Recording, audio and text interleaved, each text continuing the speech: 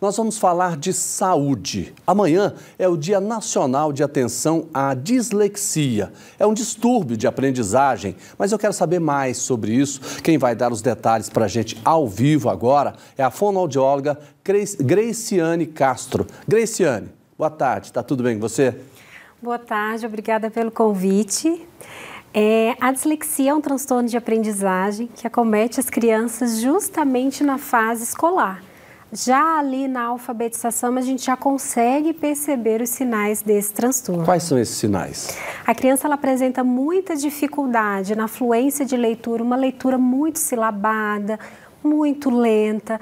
A gente percebe também muita dificuldade na ortografia, principalmente nas trocas que nós chamamos no consultório de pares mínimos, que é o P pelo B, o F pelo V, o S pelo Z. Então, a gente percebe que mesmo com o reforço escolar, tanto da escola quanto da família em casa, a criança ela não avança.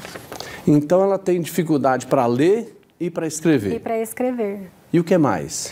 Além disso, ela também pode ter dificuldade nessa comunicação da linguagem oral, em rimas, na separação de sílabas, em conversar com você. Então, você percebe que é um discurso um pouco desordenado, tá? E isso atinge muita gente? Muita gente.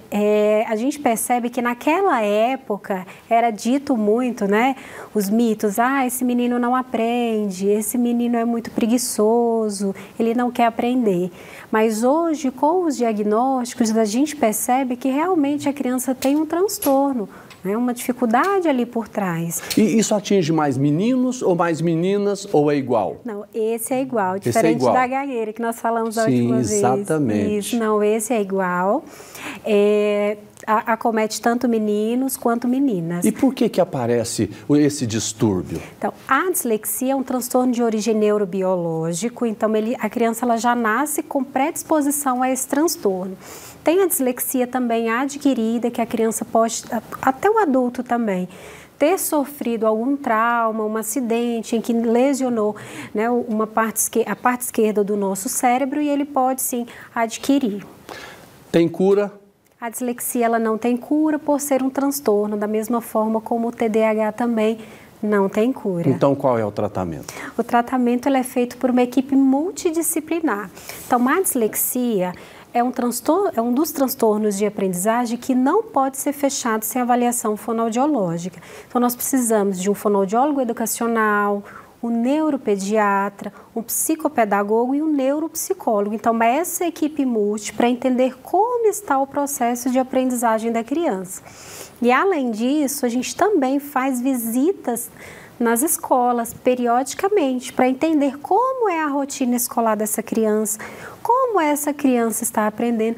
Afinal, cada um aprende diferente. Agora, quem detecta mais? É a família ou é o professor ou a professora? Geralmente, hoje no consultório eu tenho percebido que está sendo metade e metade. Antes a gente percebia muito que era a escola, falava para a mãe, coloca no reforço, leva no fonoaudiólogo para avaliar essa criança. Ele não está conseguindo ler. A pergunta, não, o diálogo mais simples ali entre o pai e o professor é o seguinte: ele não está conseguindo acompanhar a turma. Então, quando o professor fala isso, procurar avaliação fonoaudiológica. Agora, nós estamos falando da idade escolar.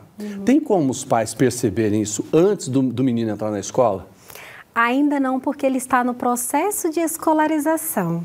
Tá? Então, antes de entrar na escola, o que a gente pode perceber? Se a criança ela tem um atraso de fala, um atraso de linguagem, não é que vai ser, essa criança ela possa ter dislexia, mas o atraso de fala e linguagem ele é um dos fatores que estão ali contribuindo. Então, geralmente, todas as crianças que chegam no consultório com dislexia, os pais falaram, demorou a falar, falou muito devagar. O irmão dele, que é mais novo, falou mais rápido do que ele e ele não falou. E nesse caso, Graciane, por exemplo, às vezes acontece da criança até parar de estudar por conta de não conseguir acompanhar?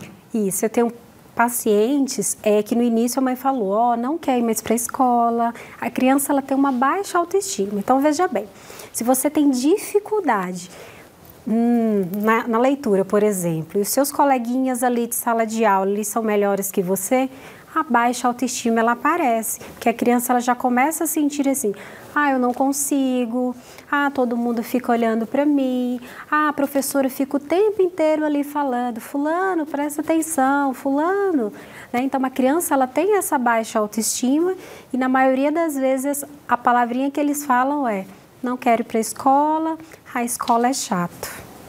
Graciane, obrigado pela sua participação. Imagina. Veio aqui num feriado para nos ajudar a fazer o programa. Muito obrigado. Bom final de semana para você. Eu que agradeço o carinho de vocês.